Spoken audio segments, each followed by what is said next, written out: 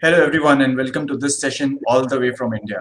My name is Amit, and I hope all of you had a great day until now.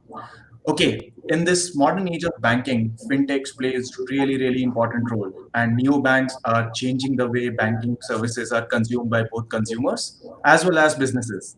So let me introduce you to Anish, who is a fintech professional with more than 18 years of experience in payments, consumer mobiles, and internet space, and Open Money's co-founder and CEO. He will today talk about how SME neobanking can disrupt business banking. So keep pouring in your questions, and if the time permits, we will be more than happy to take a couple of questions at the end of the session and the presentation by Anish. So with this note, I will ask Anish to take it forward from here. Over to you, Anish. Thanks, Amit. Hello, everyone.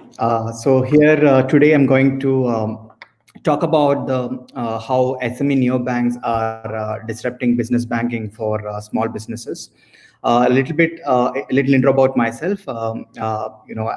I'd been a serial entrepreneur all this while. I had 5 fintech startups in the last 18 years of my career. I'd also been part of the senior leadership of PayU and Citrus Payments in India.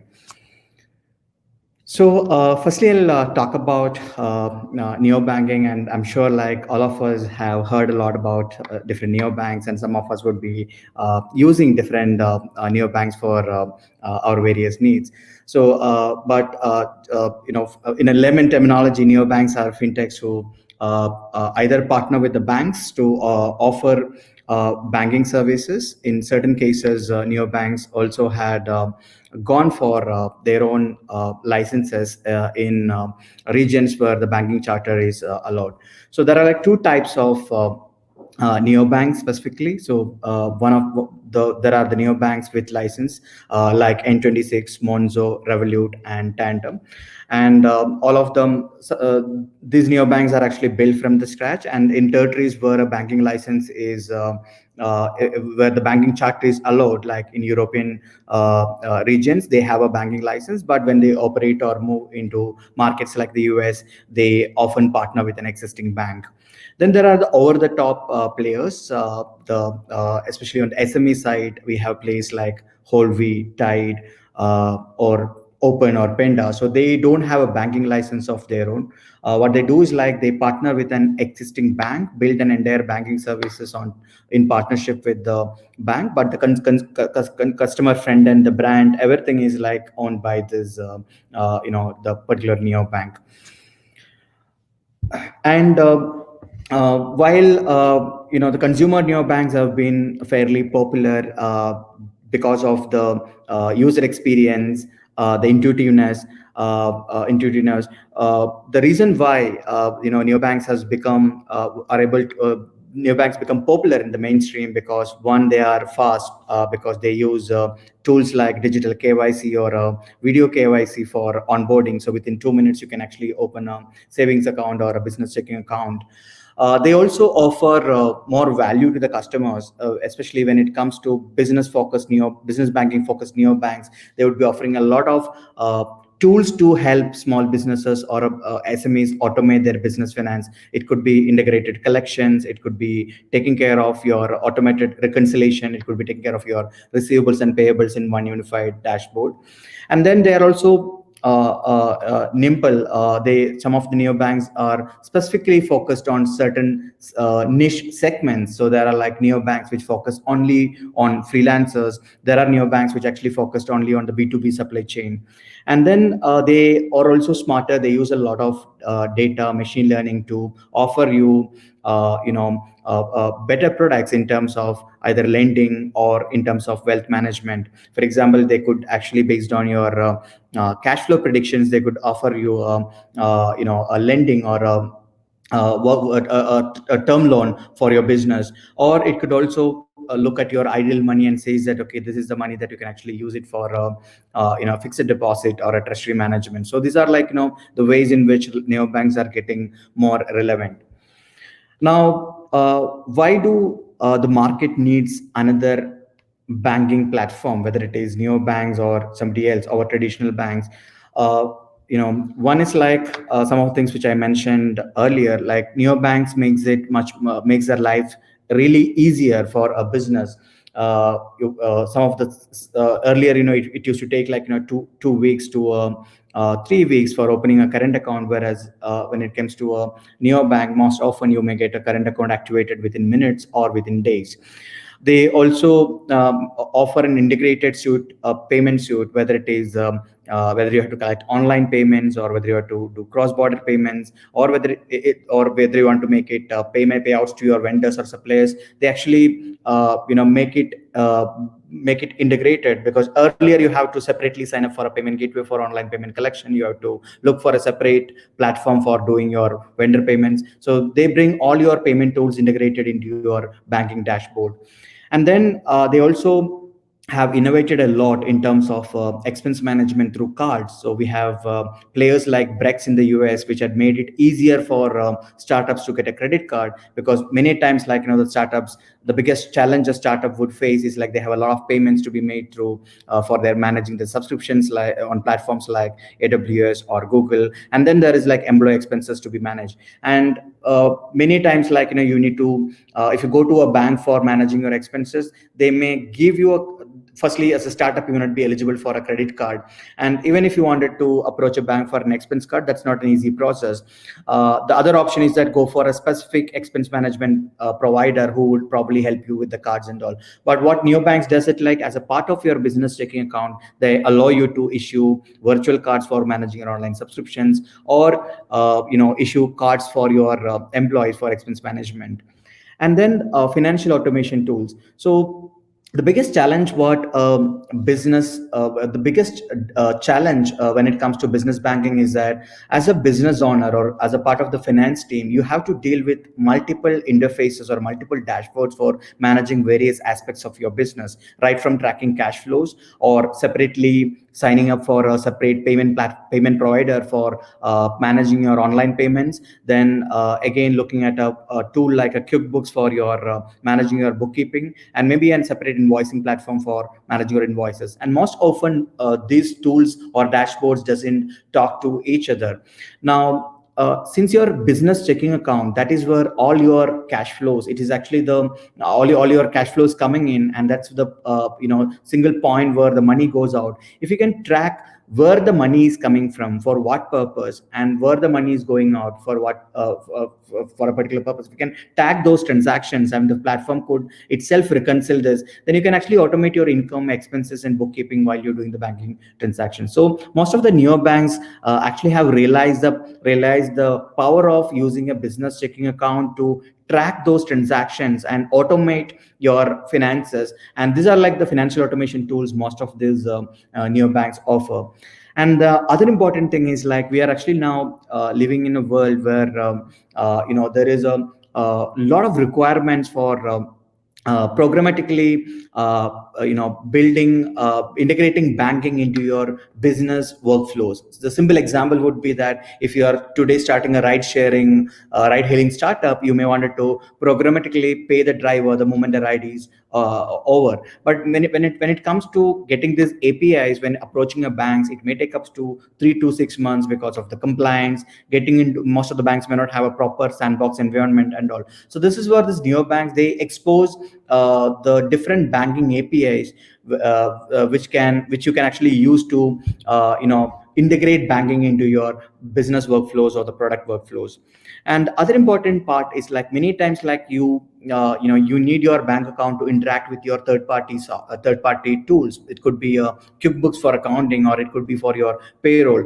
So these neobanks have actually built plugins that would plugins or connections that would enable you to do a one-click integration with your existing software. Simple example could be that you would be processing your payroll from your payroll software, but then traditionally you may have to separately log into the bank's dashboard to process those payouts. But imagine now, here, the moment from the payroll system itself, you're able to push the payments, and then after, once the payment is successful, it is reflected back onto your payroll software, and it also gets updated on your accounting software. So a lot of connectivity with the third party tools which these platforms bring. And then as I mentioned earlier, like, a lot of neobanks focus on solving a particular need of solving the needs of a particular segment. We had neobanks which focuses only on the gig economy or for the freelancers. Some of the examples could be the Coconut or Anna.money in the Europe, which is fully focused on freelancers, where they provide, along with the business checking account, tools like invoicing, ability to collect cross-border payments, ability to provide you with a card so that you can actually separate your personal expenses and the physical expenses. They would probably give you a built-in e-commerce store builder so that you can also set up a store all from a single dashboard. Then there are also a lot of tailor-made solutions which a traditional banks won't provide you like in terms of lending and wealth management, that gets integrated and offered as a part of the platform. Even in from our own experience, so we manage around $1 billion of business checking account deposits, and what we realized over a period of time is that there is a lot of idle money lying in the customer's bank account, because when it comes to really small businesses, they may not be good at managing treasury, or they don't know how to work to invest this money in terms of wealth management. And these are areas where, like, some of the neo banking players, they actually automatically suggest you, saying that, hey, you have like $1,000 in your account, do you want to actually move into a fixed deposit or a particular mutual fund, so that you can actually earn a 7% or an 8% interest return on the deposits.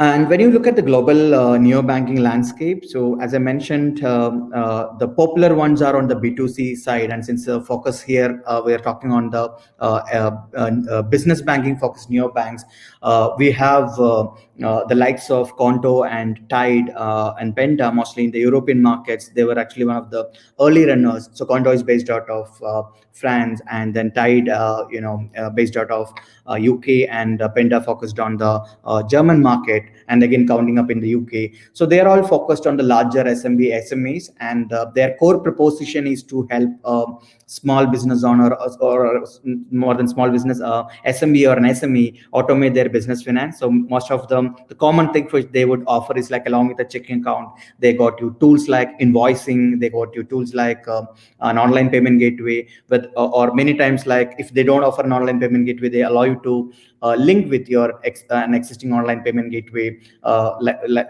like a Stripe or a PayPal. And they also have a lot of tools to help you connect with your different accounting softwares like Xero or QuickBooks, right from the platform. Then there are, like, neobanks which is focused on freelancers like Shine, then Coconut in the European market. And then there are, like, some of the neobanks which are specifically focused on the developer segment, like Novo, where you can completely programmatically control your entire the entire banking experience, where whether you wanted to integrate banking into your existing ERP software or an existing product flow, they enable that. While Open here has been in the CB Insights report, has been mentioned tech startups, we are primarily focused on the all of the second segments, SMBs, the freelancers, and the developers. And over a period of in the what we have actually we are the in a recent report by Medici, the neo-banking segment will actually see an growth of around 46% by 2026. And like in most of the markets, for simple example, what I would use is, like, every 12th current account in UK is actually a Tide account. So Tide is not a bank; it's actually a neobank. So in different parts of the world, what we are seeing is that the neobanks are actually, in terms of the customer acquisition, they are slowly started overtaking the traditional banks. In a market like India, we onboard currently around 45,000 new businesses on our platform. Probably making, if you are a licensed bank, probably would have been the second largest player in terms of business banking in the country. So now we talk a little bit about Open, but rather than talking about Open, I would actually use this to explain what was the rationale behind when we set up Open, and how we are helping this or making more relevant for the SMEs and the SMBs. In India, we don't have since we are from in India, we don't have a it's very we don't have it's very difficult for a fintech to get a banking charter. So we ride on the license of an existing bank. And the thought process behind Open was I used to previously work with leading payment processing platforms like Payu in India, and whenever dealing with a lot of small businesses, one thing which we realized was that they struggle a lot when it comes to tracking their cash flows. Some of the things which I mentioned earlier, then they have to deal with multiple interfaces for various services. So that's when I had this thought that, okay, if you offer a current account, and through the current account itself, if I can automatically identify all the incoming transactions and the outgoing transactions, then I can automate the income and expenses. So the simple example would be that if I'm raising if I'm getting a incoming payment of $10 onto my bank account, normally banks would just give you a reference number. It doesn't say that who sent you the money. Unless you are collecting payments online, there is no way to no reference. The UTR number is transaction reference number is the only reference you have. But in Open, what we do is like whenever suppose you get a $10 into your account, we'll tell you that okay, this $10 came from person A for an invoice that is raised on the platform 2 days back for a freelance contract project, because yeah, we provide an invoicing integrated into the platform, and the moment you are creating an invoice itself, we allow the sender or the business owner to tag for what purpose he's collecting the payment. And then what we also do is like we generate a unique bank account number for each of your customers whom you are invoicing it. So the moment like when a normal bank transfer happens to your account, we know that okay, this is person A trying to make a payment to me for an invoice that is raised towards freelance contract. Similarly, we allow the user to tag their transaction when they're making a outside payment. For example, you're making an employee transfer for a payroll, you just need to tag the transaction as payroll. So this goes into the automated accounting engine, which prepares your profit and loss, your cash flows while you're doing the banking transactions. So that was a thought process in which we thought like how can we use a business checking account to automate the finances for a small business. So that was a thought process where behind when which we started. And today what we have done is like we have built an end-to-end business banking platform that helps the business owner to save a lot of their time and energy, which otherwise goes into a lot of manual reconciliation, juggling between multiple dashboards, making it easier for him to programmatically integrate banking into his business workflows. So we currently offer not only a business checking account, we offer credit cards, we allow you the business owner to issue expense cards to all your employees. We allow you to generate virtual cards so that you can manage all your online subscriptions. We allow the business owner to collect cross-border payments, whether he's collecting payments from maybe like Europe or US towards India. We make it really easier for the business owner or the finance teams to make payouts to their employees or suppliers. Mostly in markets like India, the a simple functionality like a bulk payout for paying your suppliers is not been given access, or not all banks offer it as part of their standard offerings on their internet banking. Unless you pay a huge fee, then only they will do that too a very complicated process. So we made those things simpler. And then we also built a lot of third-party plugins. Apart from our own automated accounting engine, we allow the user to connect with his existing payroll or accounting softwares as well. Yeah, so I just covered this part. So what we have, it's an end-to-end banking solutions where your entire payments and your business finance and your expense management, everything put together into a single business checking account. And primarily, typically what we have seen is like, so we have around 650,000 small businesses coming on our platform in the last 3 years of our journey. We are processing close to 15 billion US dollars of annualized transactions on the platform. In a month, we are adding close to 45,000 new businesses coming onto the platform. And we had seen businesses across various sectors, whether it is startups, whether it is manufacturing, the service industry, a lot of freelancers coming onto our platform. One, because we made the account opening process digital rather than waiting for weeks. It's just few days you can actually start getting started onto the platform. By default, services like payment gateway, everything is like available on the platform. And what we are also seeing during this period of time is that not only open, but for any platform which is trying to, most of the small businesses, especially after the pandemic, have been realizing the importance of using digital tools to automate their finance or for their growth purposes. So they are looking for a unified platform which can help them save a lot of their time and energy so that they can focus on their core business. And that's what neobanks like us, in different markets are solving for. And that's where, like, this is getting more and more relevant for SMEs than SMBs. To go for a neo banking platform versus the traditional banks.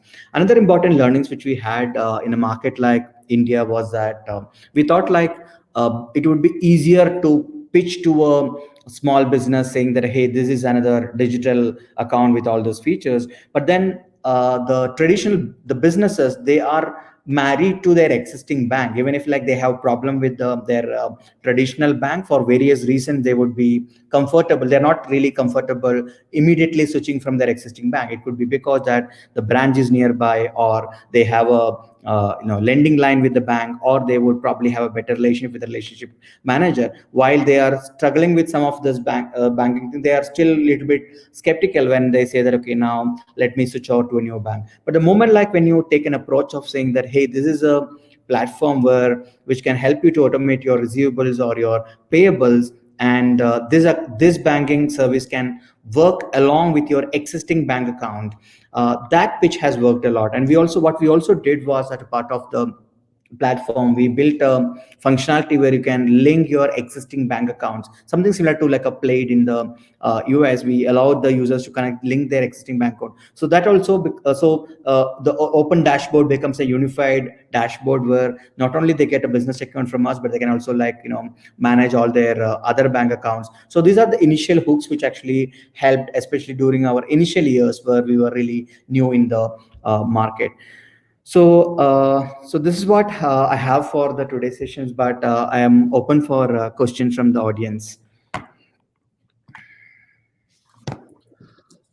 Thank you so much, Anish, for all the insights which you have provided across on the session. There seems to be people are pouring in questions, but I don't see anything as of now yet. So what I will ask the audience, if you have any of the questions, feel free to go across to various booths which we have, and feel free to ask us. Please reach out to our customer care, to our executives who are there on our Payoneer booth as well, and on the other booths. And in case you would like to ask more questions or have queries after this session as well, feel free to reach out to Anish, who has also shared his email address with you guys. Once again, I would like to thank you, Anish, on behalf of entire Payoneer team. Thank you. Thanks a lot for this time. Yeah. Thanks, Amit. It's a pleasure to be on this here. Thank you. Yeah. Bye bye.